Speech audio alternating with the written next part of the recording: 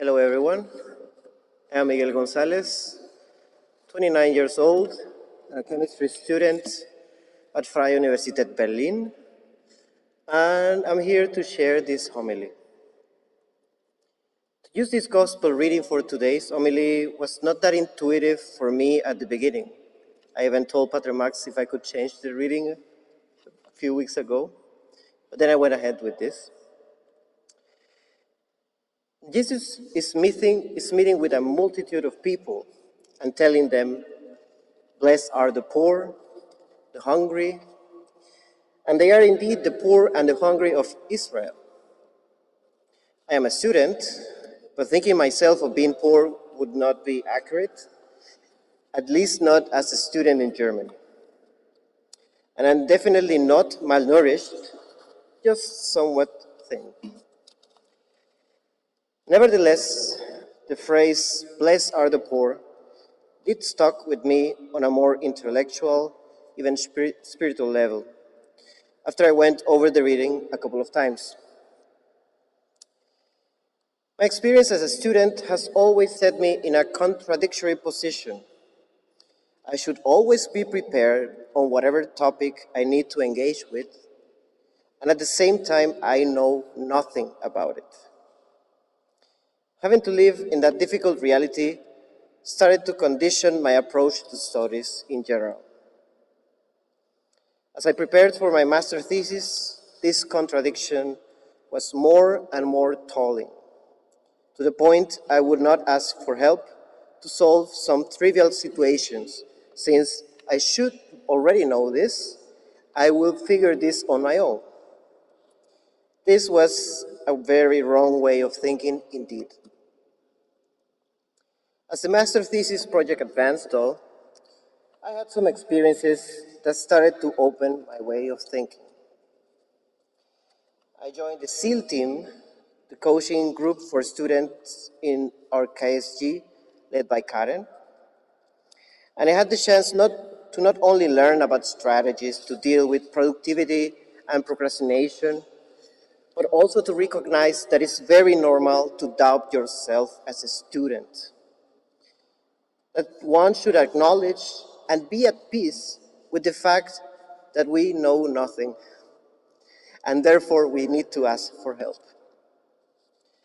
I also felt validated in that it's okay to feel anxiety, wanting to quit even, because being a student can be very stressful.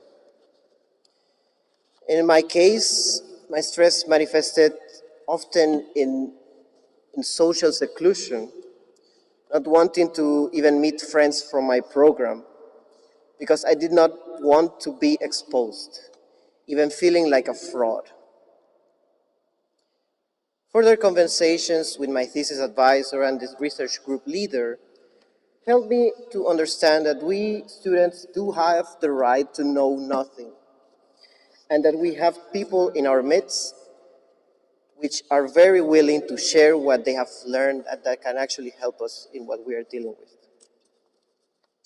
So I started asking questions, even the ones I thought made me sound like I knew nothing, and be very ashamed of it. But this led to change, to progress. My project started to take proper shape. My motivation grew, and whenever I share a bit of what was going on in the SEAL team, with my partner, with friends, they could notice my engagement. They could notice my change of mood and that something was improving. But then again, I need to state that the progress was not steady. Every now and then, I would find complications in my project and could find myself stuck for days. The anxiety would come and make me not want to look at my project, as one might.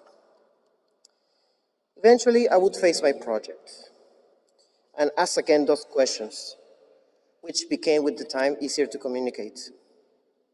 And this would haunt me, these ups and downs, until the date of my master defense. That would become an integral part of my experience.